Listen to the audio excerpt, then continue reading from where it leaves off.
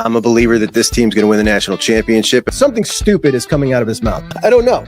Maybe it's just my age. He needs his vote pulled immediately. And of course, yes, a season like this has to have a name. Let's talk about something good about Justin Freck. What are you doing? Season of dreams. Ohio State, my guys, are either the best or the second best program in the history of college football. This guy is a bonehead. They love him. I question your judgment as an adult. I really do. I was a total hater. I know that for a fact, and I just don't get it. Get us back our sleeves. Let's say, bring me that. That's the one I want. Hey, welcome into Juck on Bucks on a Friday morning. So happy to have you. My favorite episode of the week, Friday, with me and KD. KD, how we doing this morning? Dude, living the dream. Excited to be here. Excited to be up in the morning, and like we're one day away from college football, and it should be a not super stressful day for Ohio State again, which means we get to kind of watch other chaos unfold, and that's like my favorite kind of Saturday sometimes. Mine too. I like it. If we don't have the problem is this Tennessee-Georgia game. We don't know if Nico's going to play. I'm really looking forward to that thing if he does. If he doesn't, the weekend as a whole, the slate, I don't know. It's not too incredibly juicy for the first time in a while that I felt that way, which is cool. But, I don't know. Any word this morning on an update on him, or are we not going to find out till game day, you think? I'm not super duper sourced in Tennessee stuff, but I'm sourced well enough. I'm like 85% sure he's playing. We'll talk about it, I'm sure, in a little bit. I actually placed a $100 bet on a Tennessee money line when I found that out. So I also am big on Tennessee in this game, but yeah, we'll get to the games later. But no, yeah. I'm with you. I'm totally with you. But we got to start here, buddy. So 1870, the 1870 Society, for those not involved in Ohio State NIL. Ohio State has two major NIL collectives, the Foundation and the 1870 Society, which came second. The 1870 Society is officially recognized as Ohio State's official NIL collective for football. It's an organization that I used to have a monthly draw come out of my bank account, giving a lot of money to them. Bear with me. I'm going to bring this full circle. So yesterday, Chris, you talked on your show, and I did a little video about Michigan's push for Bryce Underwood, the number one quarterback in the country. And that push has now gone to $10.5 million as an offer to try to keep him home in Michigan. Which is double. That's double what it was last month. Correct. CBS reported last month it was double. In fact, his initial offer from LSU was reported to be $5 million, and the Michigan fans were blasting him and his family for taking that $5 million for leaving the state all over their message boards. So they've made this big push, fans going to games, organized together. Connor Stallion's now coaching at the school. And my video was basically about the level of hypocrisy and how incredible it is that they went around 13 million first, then 20 million when Ross Bjork came out and said that, developed, not bought. And the very first time they got some money to spend, they went all the way in. Nico level deal, right? Like more than Nico. Yeah, bigger than Nico. Jaden Rashada level deal. Dude, I'm not really super active on Twitter as much as I should be, probably, because it's sometimes it feels like not a real place, and I get met with so much ridiculous stuff. But yesterday I saw it, and it's like 10.5, which is $2 million more than Nico got to sign with Tennessee. For everyone screaming at us, built, not bought. We develop. We don't need 5 stars. I mean, they've kind of like used we beat you guys 3 times in a row as an argument whenever Ohio State lands a kid.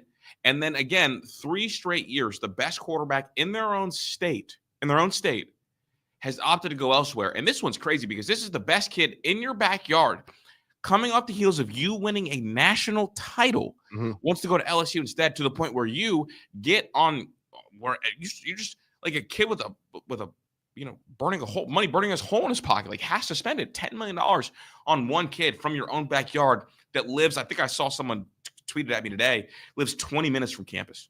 I heard the same thing, that is really, really close to Ann Arbor, that Bellevue.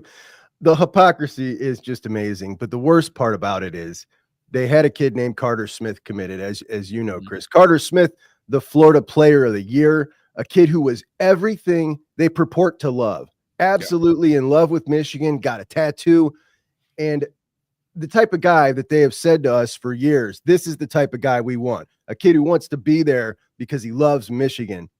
And the first time they got some money to spend like this, man, they discarded this kid so much that he decommitted. And it's kind of sad because this kid really wanted to be there. He won't end up there now. And it doesn't look like Rashad or Underwood's going to end up there. He just, this was last night. Hilarious. He tweeted this or put this on his Instagram saying that 10.5 million, he's likely to decline. So it's not looking good for them, which totally embarrassing, man. Totally. No, dude, it's embarrassing, and like they should absolutely be ashamed of themselves because coming off a national title, I always joke about this, Chuck. Certain teams have to pay what I call the bad team tax. Right. Miami for a little bit to land 5-star kids, pay the bad team tax. Florida, bad team tax. And for Michigan to have to pay the bad team tax to a kid in their own backyard after winning a national title is wild, especially when your fan base is screaming $20 million. We don't need to do that. And I tweeted about it yesterday. I was like, can we now, like, are Michigan fans done yelling at us? Like, are they done screaming? And honestly, immediately, I was met with more Michigan yelling. And so yesterday, I had a day on Twitter, dude. I was sick of everybody. And then to top off the night, we see 1870 with an absolutely ridiculous post. Yeah, we're gonna get there. So their lack of NIL funds is something that kind of we've known for a while. Their NIL has sucked, and they took the fake moral grounds, screaming at us as if it was illegal or something when it's perfectly. I mean, it's obviously moral to pay people for their work, number one, and they just took that fake moral high ground. Yeah, and I don't understand why their NIL was never as good as Ohio State's. They claim to have the biggest brand in the country, just as Ohio State does. They claim to have just as many fans. They're in a state with the same population. Either they're just cheap or they don't care as much about football. I don't know why it doesn't match, but it never did. So we've established that their NIL does not match Ohio State's. We've established that they're taking this huge swing, $10.5 million to Bryce Underwood. Now, back to 1870. So Thursday, I got an email from 1870, and they set up a ticket selling site called NILCs. And the proceeds, for instance, the Big Ten championship game was on there. Buy tickets through this site, and some of the proceeds go to the team, which I thought was a pretty cool idea. That's not the last time we heard from 1870 yesterday. I was putting my notes together for the show. I checked my Twitter feed. The first thing I saw was a tweet from you. And it was responding to a post from 1870. And this is not how you talk to people on Twitter, Chris. This piqued my interest. Yeah. We don't want to hear any of this. Go ahead and delete this post and hope everyone forgets. So I'm like, whoa, what's going on here? I don't talk like that, Chuck. Like, I'm a super nice guy. I was fed up, though. And here is what they tweeted that made you so irritated. Actually, you tweeted their second one. But we're excited to announce the NIL Rivalry Raise, a fundraising competition designed to raise vital NIL resources for Ohio State and Michigan student athletes. Take home memorabilia, win the ultimate experience, yada, yada, yada. Obviously, people were furious. Folks didn't quite understand what was going on here with this. And after about an hour and 100 or so really nasty responses, which I went through every single one of them, wasn't a single positive one, they tweeted the response, which was this: whoa, a lot of responses, and we love the passion. To be clear, every dollar on every bid for Ohio State items and expenses stays where it belongs, in support of the Buckeyes. Signing day is coming, and nothing gets the competitive juices flowing like the game. So help us beat T-Ton and donate today. This ain't it, bro. This is everybody who's donated to 1870 has also been on the opposite side of losing to Michigan for 3 straight years. And many of those folks feel that they cheated their way through a lot of that, and teaming up with them to help their fan base get motivated to raise funds the day after they just put out a $10.5 million offer comes to light. Are you kidding me, dude? This is insane. This would be like a charity softball game between the U.S. and Russia. Like, what are we doing? Like, can we get super serious? Like, we want to, get the competitive juices flowing. So we want to outraise like there. And no. This is what we do. 1870. Congrats. All you did was promote the foundation in a major way. We beat Michigan and NIL, whatever, not by the results of your stupid fundraising competition, but by the results of the classes we get. And then as a result of that, the wins we hopefully put together on the field. This was tone deaf. It was foolish. I know this is like Ryan Day's committee that he signed off on. Like, Ryan, I'm having a tough time. If you did sign off on this, defending that he doesn't get a thing, this is not something we ever should do. Never, ever, ever do I want to, in November, see a cover graphic with a Michigan running back and an Ohio State running back and a joint NIL event to try to see what's like to raise more money. Never. Don't even give them. They don't even deserve that. They disrespected the game. They disrespected you day in and day out. And also, their fan bases are delusional, don't live in reality. Most of them. There are a couple good ones. Shout out to you, Blue Wolverine. So I think this was awful. This was moronic. Whoever sat in that room and said, this is a great idea, send the tweet, fire him, and anybody else who said yes, fire them all and blow the whole thing up. But listen, if you're contribute to 1870, cancel now. I'm not doing it anymore. Like that, they clearly are on the wrong side of history with this one. I'm not going for it. Seriously, I've been involved with these guys from the beginning, right? I had this sitting on my desk this morning when I came down here. Like, I have been involved with these guys and supported them. Never again. And I'll tell you why. I got a hold of them last night to ask them if they were planning on reevaluating this particular thing. They're not. They didn't even respond, in fact. And when you see 100% negative feedback from the people who donate and you choose to continue to go ahead with something like this, yeah, I'm done. I just can't believe it, dude. I really can't. We have a chance to bury them. Like, why even agree to this stupid fundraiser competition to invigorate Michigan fans to donate? Like, don't even indulge in that. There's still a large portion of the Michigan fan base that thinks that NIL shouldn't be something they get involved in. So let them stay that way. That's a great point. The foundation did not. The foundation, the other NIL collective, and I have been critical of the foundation. As have I. I have too. The foundation really did not like the fact that 1870 was named the official Ohio State NIL football collective. And the foundation, because of that, really went after 1870 for a long time. And because of that, them going back and forth, it made a lot of Ohio State media not come out and put the message out for either NIL because they didn't look like they were favoring one side or the other because it was so contentious. But the contention was all coming from the foundation, in my opinion. And that led to our NIL not really being very good in the first couple of years. Like, it wasn't. It wasn't until the Michigan game. I mean, Gene Smith also artificially kind of suppressed those donations by telling the athletic department donors not to divert any funds. And not just that, he also did his first ever appearance with Austin Ward on a podcast to tell people why he doesn't exactly support donating to NILs. It was a ridiculous effort that Gene Smith did. So yes, but the tweet that the foundation put out yesterday was absolutely totally appropriate in this situation, in my opinion. When they I'll pull that puppy up here now. All of the money donated to the foundation goes to the Ohio State student athletes only. Donate and sign up. So they got him, man. It's over now, buddy. Oh my gosh, I'm getting a text right now from Drew Essler, bro. Are you really? Drew Essler, the former president of he was in charge of 1870, just texted me now. Said they proposed this fundraiser last year, and he said hell no. So that's the guy who did run 1870 and not running it anymore. So absolutely ridiculous, man. Well, I mean, we're gonna go 3 for 3. It's like one and done basketball players. Drew was there for a year. Whoever's there and sign off on this, I don't think will last much longer, and the next guy won't either because they effectively nuke themselves fundraising wise for the rest of the year. Can we be honest though? Like, you don't need to. You shouldn't have to. It's obnoxious. It's probably irritating. Unnecessary. Like if I'm the head coach, right? And we've seen the way these deals come out and get structured. So now you've got to deal with two different. Okay, what do you say? Like, you take these two guys and you deal with him over here. You deal with these two over here. Like, it's obnoxious. One is much more efficient. One would be better. So as far as I'm concerned, 1870 can wither away and die at this point.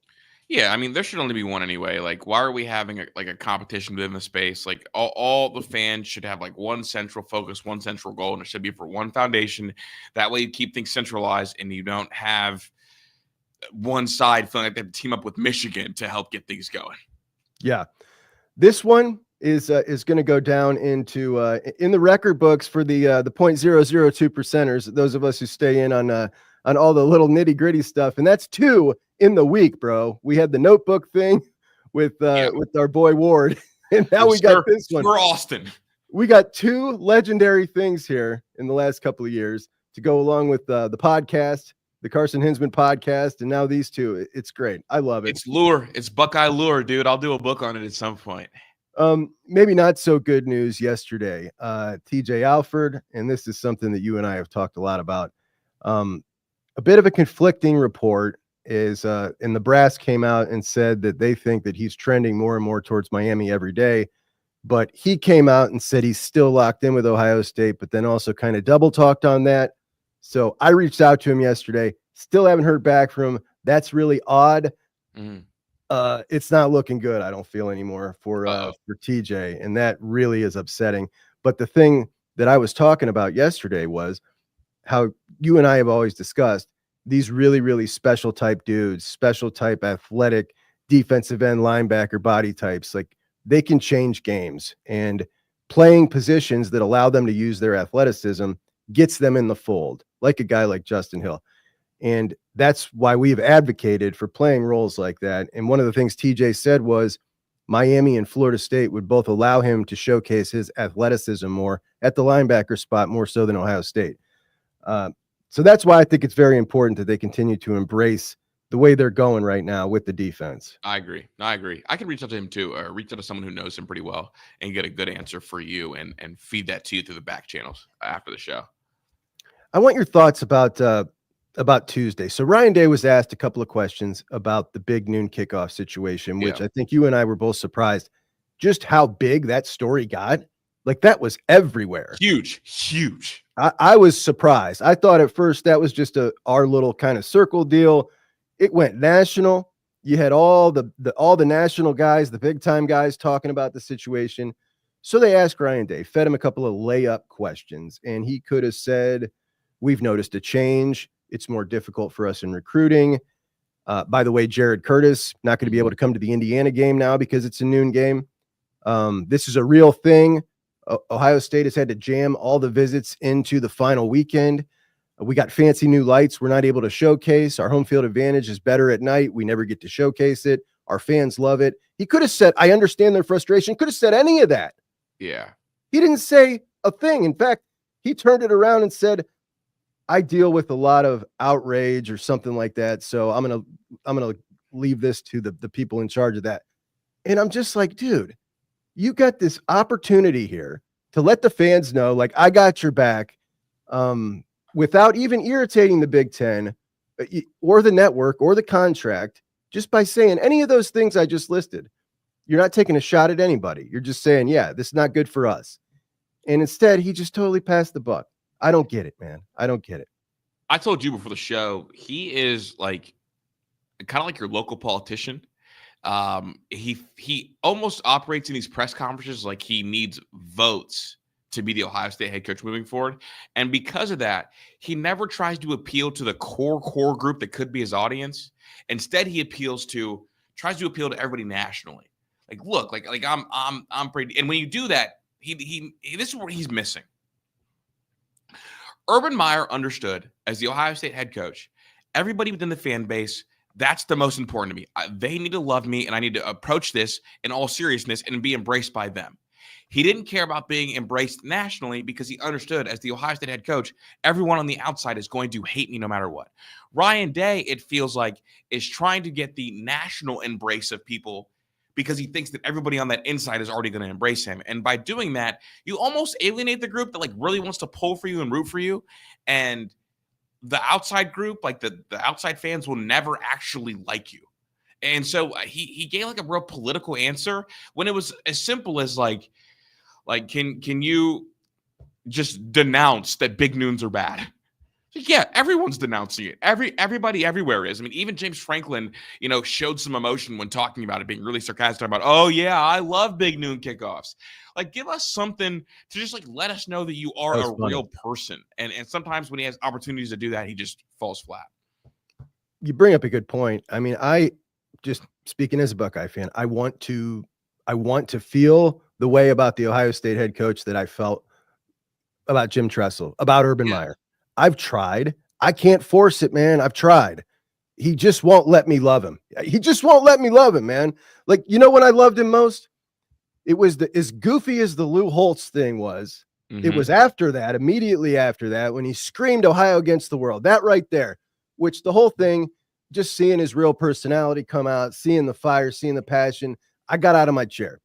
And he just won't let that come out. I just don't get it. And Chuck, that moment was a moment for the cult fan base that is Ohio State. We can all latch on that and be like, yeah, that's our coach. But then when he does stuff like he's trying to win votes nationally, it's like, oh, like, what happened to the guy that is always Ohio against the world? What happened to the guy like, I can't believe Lou Holtz? Like, yeah, was it goofy? But yes, it was goofy.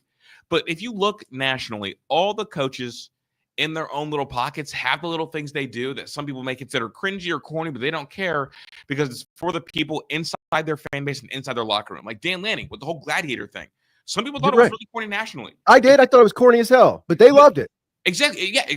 For me, I loved it. And I don't think like we shouldn't matter when Dan Lanning decides to do these things. It should be about, are the people in Eugene, are the people that are Ducks fans, are they going to see that and be like, oh yeah, that's really cool. I mean, shoot, Dabo Swinney was a goofy goober, but it was tailored for people inside of his fan base. I mean, even Jim Harbaugh did not care what anybody thought about him nationally.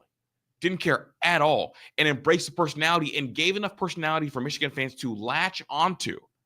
And they did. And they defended him unapologetically. The reason why people are not defending Ryan Day inside the fan base as much as you would like is because he doesn't give you anything to latch onto, and he tries to appeal to everyone. He tries to be an everyman. Ryan, I don't want you to be an everyman. I want you to be the Ohio State head coach and embrace what comes with that and know that no matter what, people on the outside of our sphere are going to criticize you.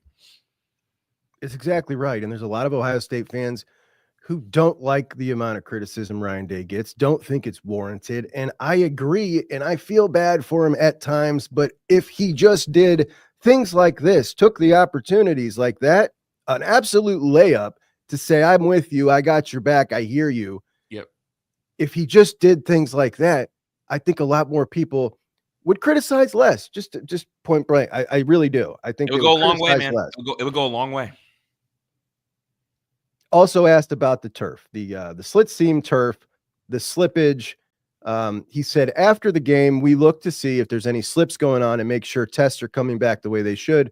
They've taken some things out, put some things in. The things that they take out and put in are the little rubber pellets. Pellets, yeah. And here's what I didn't know, and I've been trying to find out for a long time. So we know that turf was put in the exact same week the NFLPA came out and tried to ban all of these slit seam turfs around the NFL, which now there are only 2 NFL stadiums that have that kind of turf. Yeah. And what I wanted to know was the new practice field that they added at the Woody. After that, a year and a half after that, what turf did they put there? And he answered it in this press conference when he said they wanted to maintain consistency. So that actually has the same turf. So a year and a half after the NFLPA called for banning this turf because of injury, Ohio State put that same crap in the brand new field that they built. Are you kidding me, dude? Do you understand how insane that is? Like that's like okay. I'm a NASCAR driver. They put in a seatbelt. The seatbelt that the big company's like, oh no, seatbelt doesn't really work. We can't use that one. And then I have the practice car that I drive in, and I also put the faulty seatbelt in. I'm blown away. I'm blown away. I don't know how you justify that for the sake of consistency that you're going to put this crap in, but they got to rip this up, dude. Now, the shelf life on the stuff is 7 years. That's the max. This is the 3rd season. Cut your loss at half. Get it out of there. It's so ridiculous. Minnesota spent $1.3 million to replace it. Dude, $1.3 million. It's a $270 million athletic department. Yep. Can we spare $1 million bucks to make sure the guys aren't slipping and falling? It's embarrassing. not as embarrassing as what we got to play with this weekend. They need to just go ahead and liquidate 1870 and get new turf. But this is a topic, dude. I mean, I can't even get over this. How do you sign off on this, dude? This is terrible. Look at that, bro. How many times do we see people roll out of bounds? Bro, punt coverage is going to be a legit war zone. I think it's funny, dude. I don't think anything's going to happen from it. I sure hope not. Mhm. But, I talked about it like, this is stupid. This is silly. We're going to see it get ripped up. But, boy, it's gone bananas, man. Now, sometimes I love when I see a story catch hold and it's just like everybody freaks out about it. It's kind of funny. Just to be honest, like I love the look of the stadium there. Like it looks pretty cool. Oh, it looks sick. It looks like a cool like cinematic. Like if I'm filming a movie, I think I would love. I don't know. I love that kind of lighting. I love like the weather looks like perfect fall football weather too. What did you think of that little stadium that Northwestern built? I thought it'd be cool to play there. Mm-hmm. I like it with that little cute lakeside stadium. Yeah, it's like right in the little peninsula coming out of the lake. When I first saw it, I was like, that'll be so weird without the fan noise. But then I remembered we dealt with that during COVID, and I hated it. I hated watching the games without hearing that crowd noise. Did you ever like when like the NBA and I think baseball did it too? The artificial noise they just like play. They just, like, I would have preferred it. I really think that there's a reason that I'm not drawn. So when I watch like Maction, for instance, like I just wish that there was some crowd noise. It makes me feel more into the game. So yeah, I'd be down for it. Do you know what's crazy? You know what's crazy during COVID, Chuck? I am a boxing fan. Yeah. And so I would buy pay-per-view fights, didn't have nothing else to do. And I would watch these boxing fights during COVID, no crowd. You could hear every punch. Ooh. Everything. You could hear the punching, the gasping, like very, very clearly. It was kind of freaky. Getting to a couple of the comments here. Certainly seems like the folks are with us about the 1870 topic, buddy. Hey, we've been pretty right today, man. We're batting 100, dude. We're on the right side of history, Chuck. What I want to know is, Chris, the first time I heard it yesterday was you talking about it. And this is a basketball topic, but it makes me nervous that they are trying to expand the field of 64. Now, they long ago ruined the regular season in college basketball. Like it's been cooked forever. When I grew up, it was something. It meant something. I remember watching the regular season as it went on. It's now totally cooked. They play with, is it 64 or 68 they play with now? I believe 64. 64, but there's a couple of the play-ins. But you can say your bracket after that. Whatever. Yeah. They're trying to expand it, right? Didn't he say he's trying to expand it? What's his name? Yeah. Charlie Baker wants to expand it, maybe 72 or 76. Yeah.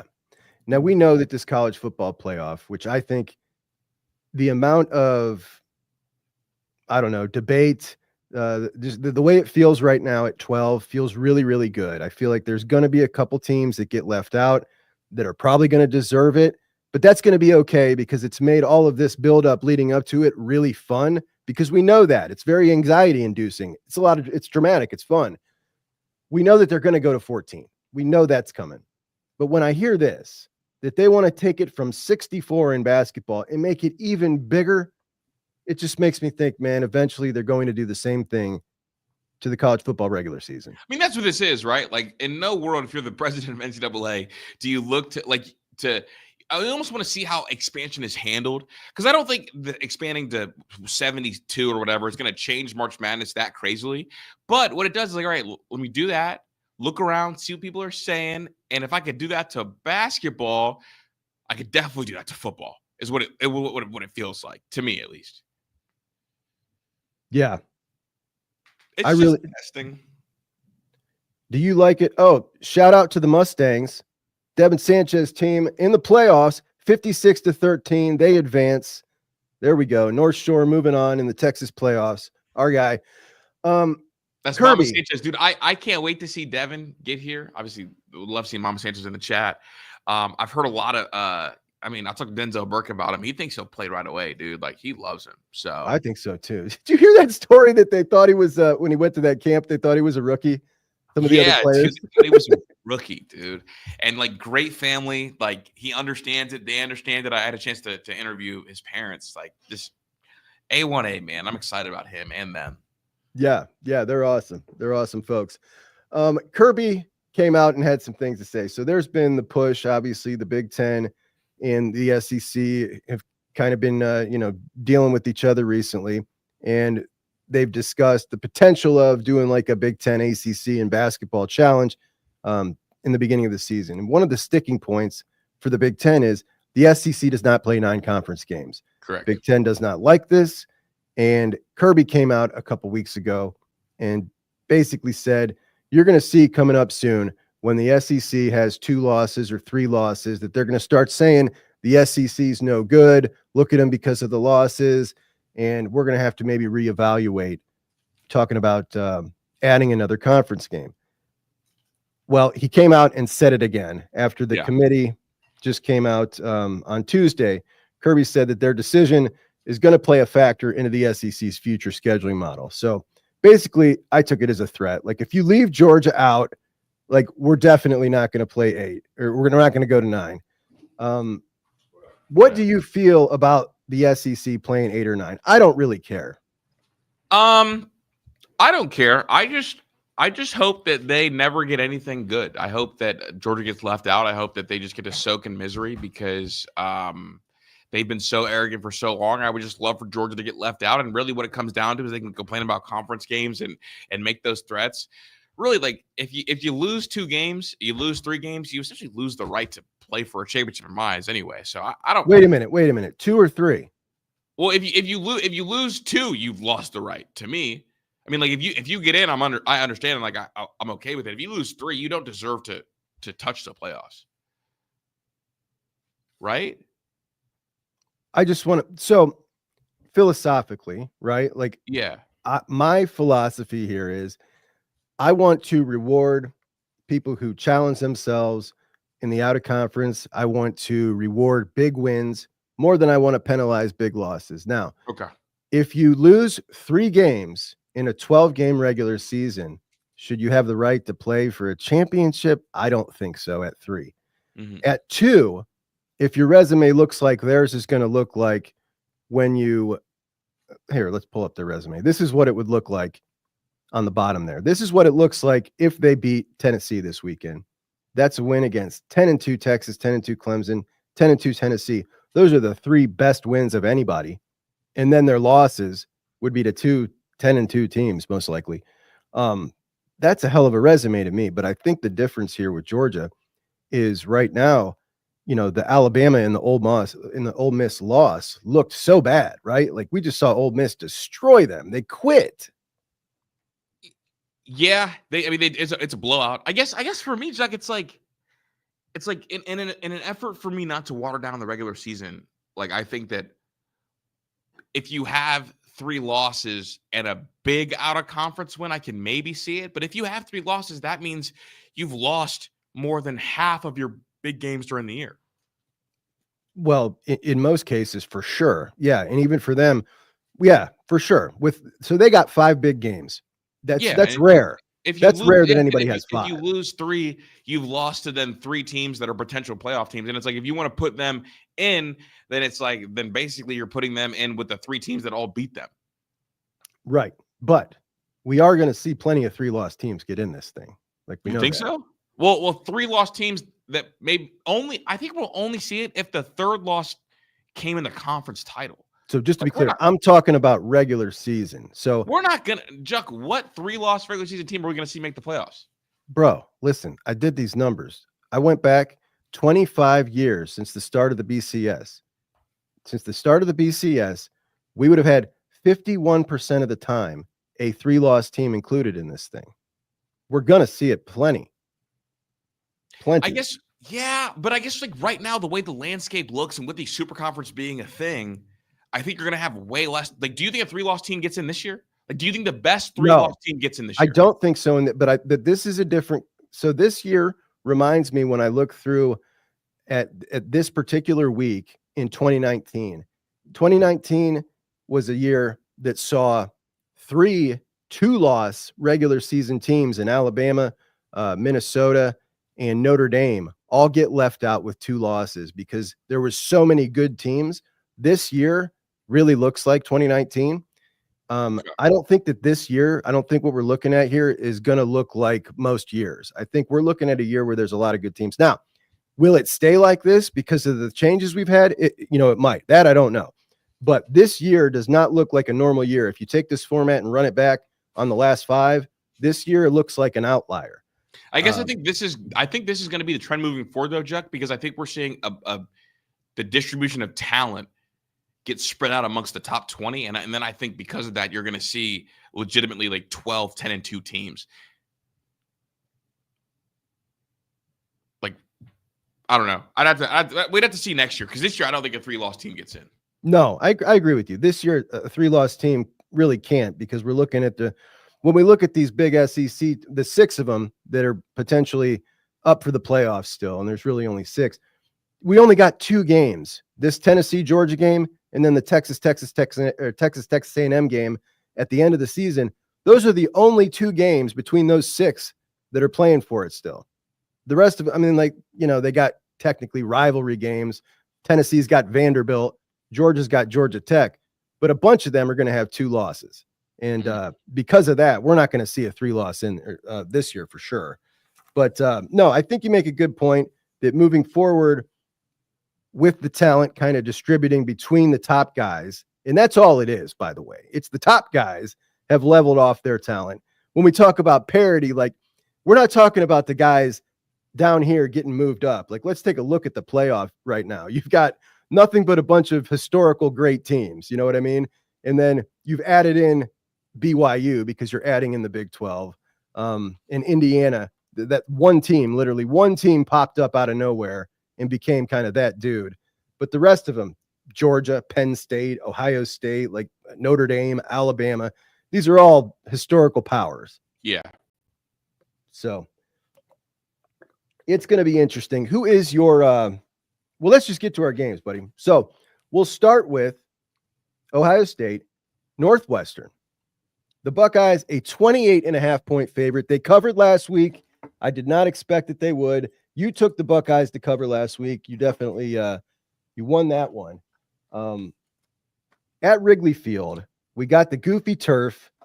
Do you think that that may affect how they play? I don't know. Possibly. I think they'll try to run the ball a lot. I'm going to go with Northwestern. I'm going against the Buckeyes again. I think a 28-point win sounds just about right. The hook is scaring me away here. I am taking Northwestern plus 28.5. I agree. I mean, I think they're going to just run the ball. No deep shots. Don't get anybody hurt. No deep stuff down the sideline. Don't want to run to the right field wall. Yeah, I agree with you. I'll take Northwestern. All right. And this is the noon slot. Now, we've got 1, 2, 3, 4, 5 pretty decent games of the noon slot.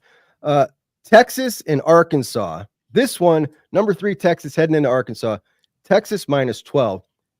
Arkansas, the way they beat Tennessee, they beat them with their defensive line. And the way we saw Texas lose was against Georgia's defensive line, which, it could make for a game. Texas minus 12. I'm taking Arkansas to get in that number. I actually had Texas on upset alert, and maybe that's just me overinflating one of the Arkansas wins, but I think Arkansas keeps it close. I like Taylor Green a lot. It's one of my favorite quarterbacks down there. I mean, like 6'6", what is it, like 215, 220, like long strider. Stud athlete. When I watch him, I try to like squint my eyes and picture Terrell Pryor. So we are do you think we're prisoners of the moment, Chris? Yes. Let's look back. So Texas, we thought was that dude, right, for a while. And then we thought after Georgia beat them, oh, here we go. Georgia's right back in. It's Georgia. Of course, we're so stupid. We should have known.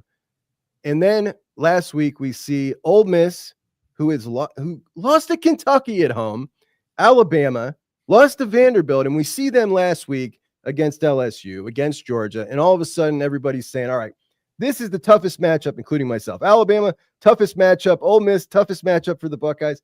Like, why are we such prisoners of the moment, dude? Because we're college football fans. And every moment's the end of the world. Because we're the prisoners of the moment. Because when we watch Ohio State games, every other drive is the end of the world.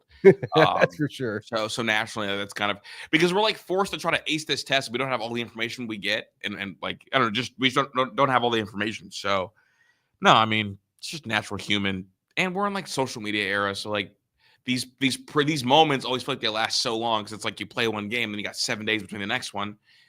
So yeah, no, big prisoners of the moment. Troy says Texas and Arkansas used to be a huge rivalry. Maybe they rekindle that with an Arkansas win. That would be awesome. Is that like Big 8 days? The Big 8. The Big 8. All right. This is a big one, Chris. Utah heads into Colorado. Colorado, number 17. Colorado, they need to win out to make it to the championship game. And if they do, I think they win. And they're going to be in the playoffs with a bye, which would just be insane. Potentially with a bye. We'll see. Colorado is an 11.5-point favorite. Utah coming off that emotional loss against BYU at home with the controversy. Did you see that fan's video of that play, that final play, Chris? No, I didn't. So there's a fan that shot a video from the stands. I guess it is the only shot from that side, and it looks like a clear hold to me. Like, it does. Okay. I'll send it to you. I forgot to load it up. Yeah, send it to me, and after the show. It looks like a clear hold for sure. Cool. So, but Utah, man, they got a chance to play spoiler here. They played really good against BYU. I thought better than I expected. Who do you got here? I struggled. I wrestled back and forth. I went with Utah to get in that 11.5 points. I have Utah with the points. I just feel like they're not going to get blown out after last week's debacle. And honestly, like moral victory should have been a victory. I think that they keep this at least relatively close against Colorado. Okay, so unlike last week, you and I are on the same page on the first three, and we head to Pittsburgh. We're going right next door to Pittsburgh as Pitt hosts Clemson. This is a game my brother and I were talking about maybe going to. Clemson, a 12.5-point favorite. They're ranked number 20. They're not mathematically out of it. Well, they need some help, but they can probably get back in this year. They don't have the tiebreaker over Miami. I feel like this is a game that Clemson runs away with. I don't think I just think Pitt is going backwards this year. I think they're falling apart, and they usually do this time of year. So I'm going Clemson minus 12.5. I got Clemson in a blowout, and we're identical right now. So can I go first for the next one? Yes. Number 25, Tulane. Tulane playing Navy. Tulane -7. They are now ranked. Good for them. Navy no longer ranked after their loss to Notre Dame a couple weeks ago. What do you think? Give me Navy with the points.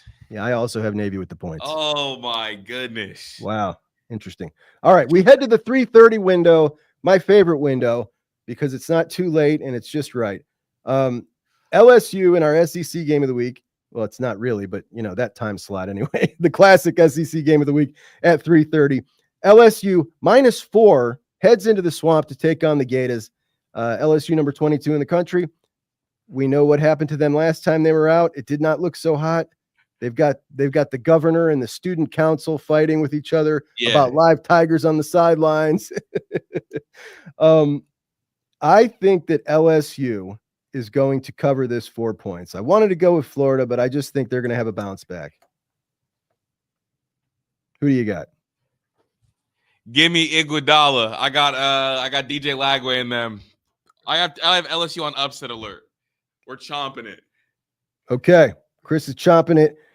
KD with Florida. Nebraska, USC. And this is one of the more exciting games that means absolutely nothing this week. USC with 5 Big Ten losses. I would sure love to see them pick up another one. It would be absolutely great. They just lost this week. 2 4-stars have flipped out of their class, which I absolutely love. I revel in their demise.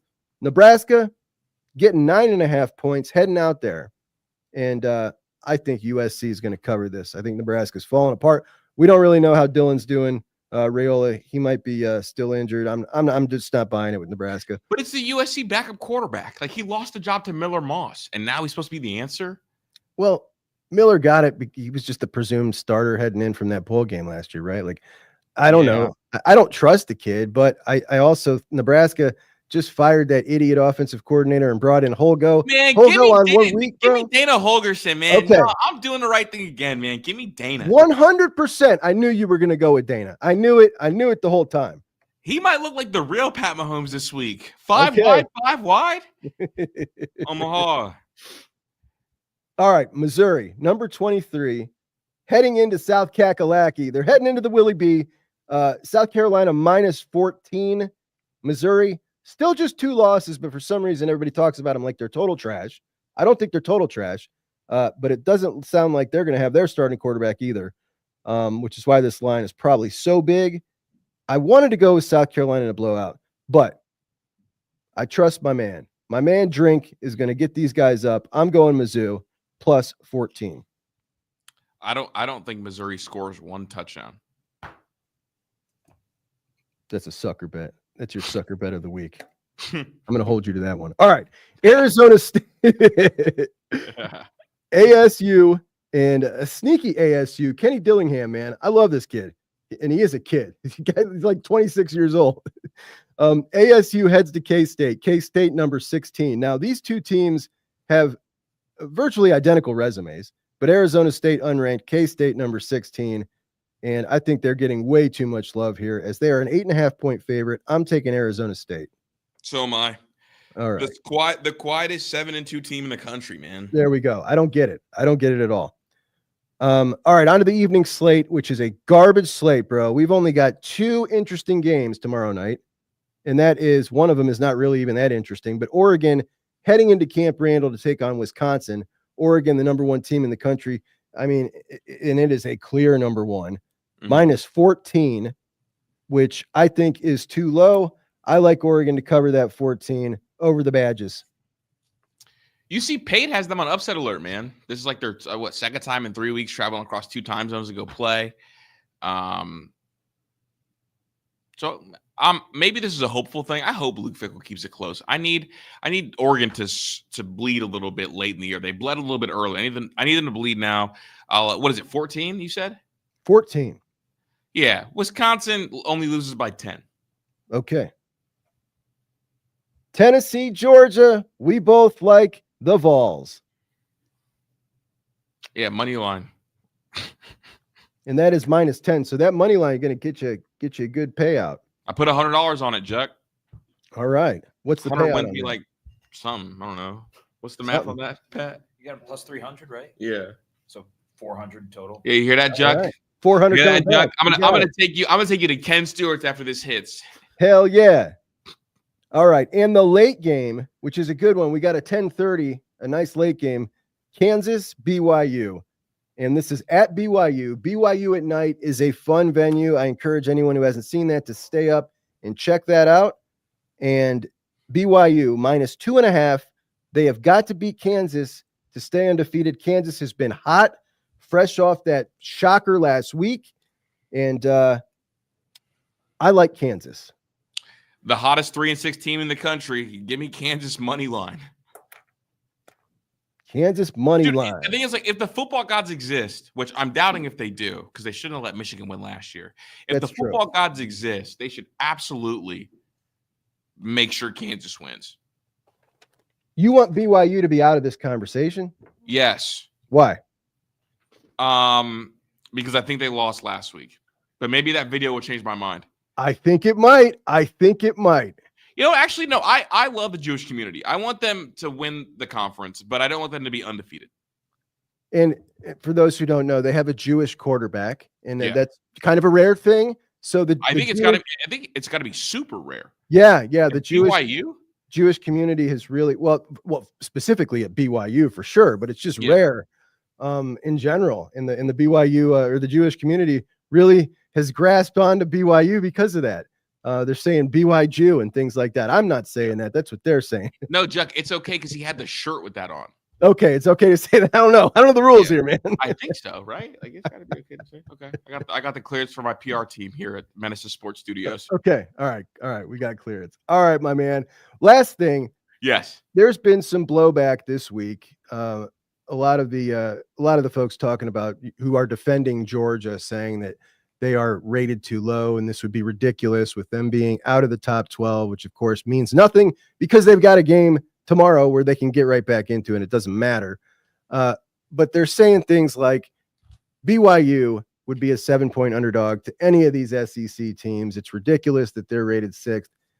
My opinion on that is after we've seen a couple of these playoffs and we've seen the Big 12, teams that are right up at the top there, that the champion, maybe if they get 2, if we see them start to get mollywopped in this thing, then maybe that'll change. But as it is now, like if you're going to include them, you just kind of got to be fair, right? I don't think you can just stick them at 12 every time.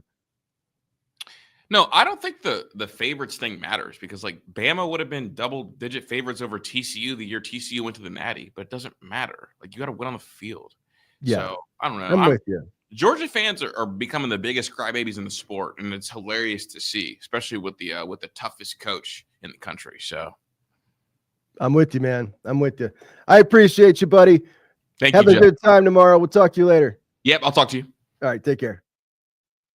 And that is our boy Chris Drew from Menace to Sports. My guy, Ken Taco Hut, thinks Wisconsin is looking terrible. And this is interesting, guys. I really thought at this point with Luke Fickell up at Wisconsin, things would be turning around. And we are just not seeing it. We're not seeing it. Richie Dubs thinks Georgia is going to cover that 9.5. And he's very confident about it. Absolutely. Dave, what's the story with Nico? So Nico, in the concussion protocol, Heupel said the other day that he really believes that it sounded very positive, but he said basically you guys are going to have to wait and see.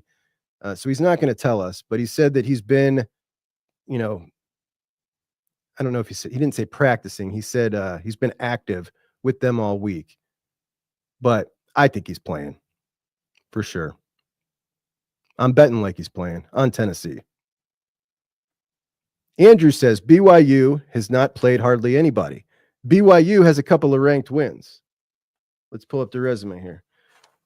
BYU's resume is actually better than quite a few of those playoff teams. Who'd they beat? They beat SMU, by the way. SMU with just 1 loss, which is more than a lot of people can say. And who else did they beat? Oh, Kansas State. They beat Kansas State and SMU. Kansas State, they beat 38-9. So those are 2 really good wins. And now they've also beat a tough Utah team. I think the resume pretty good. Pretty good. It's better than a lot of folks, man, to be honest. It's better than Tennessee's resume.